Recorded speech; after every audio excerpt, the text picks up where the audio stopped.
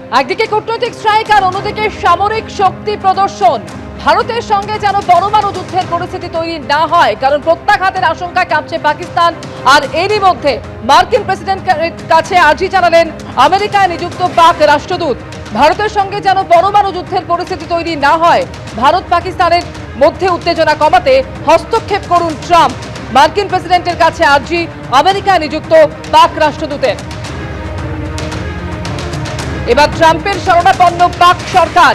ইতিমধ্যেই ভারতের প্রত্যাঘাতের আশঙ্কায় কাঁপছে পাকিস্তান। আর এবার মার্কিন প্রেসিডেন্টের কাছে আর্জি আমেরিকায় নিযুক্ত পাক রাষ্ট্রদূতের।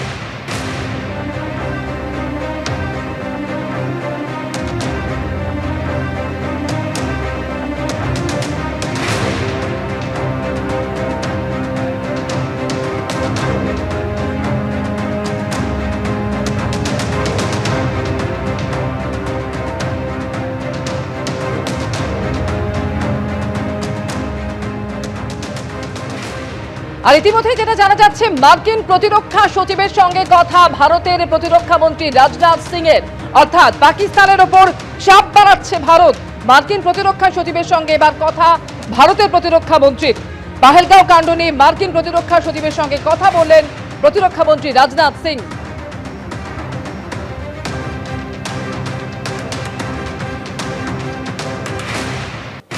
আর পেহেলগাঁও গণহত্যায় গোয়েন্দাদের হাতে এবার নতুন তথ্য। হামলার এক সপ্তাহ আগেই পেহেলগাঁওতে ঢুকে পড়েছিল জঙ্গিরা। 15ই এপ্রিল পেহেলগাঁও পৌঁছে একাধিক জায়গায় রেকি করে জঙ্গিরা সবার প্রথমে রেকির জন্য আরও উপত্যকায় গেছিল। নিরাপত্তা বাহিনীর ক্যাম্প থাকায় হামলা চালানোর পরিকল্পনা বাতিল করা হয়। একটি অ্যামিউজমেন্ট পার্কেও রেকি করে জঙ্গিরা, কিন্তু ভিড় কম থাকায় হামলার ছক বাতিল জঙ্গিদের।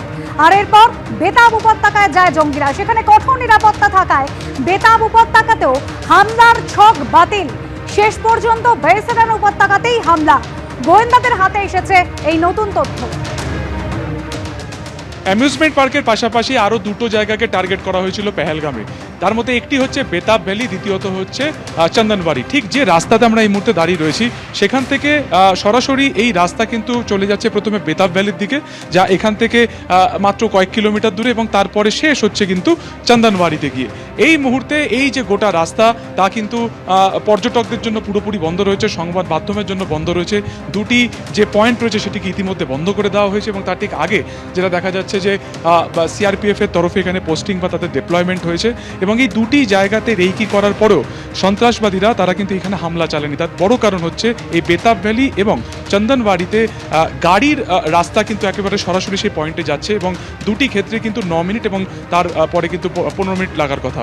অর্থাৎ সেখানে হামলা চালানোর পরে তারা কিন্তু সেখান থেকে খুব সহজেই পালিয়ে যেতে পারতেন না, এবং সেই কারণে কিন্তু বাইসারান ভ্যালিকে কার্যত টার্গেট করা হয়েছে। এবং দেখা যাচ্ছে এই মুহূর্তে সিআরপিএফ ক্যাম্পের তরফে এই পুরো যে জায়গা সেখানে ডিপ্লয়মেন্ট করা হয়েছে।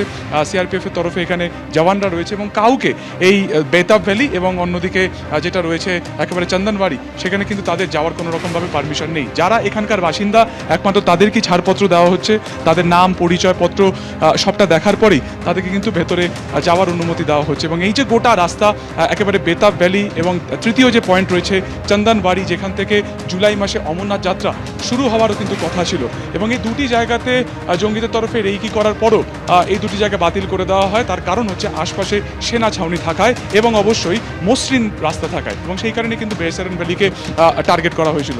अभी यहाँ पर जो है कोई भी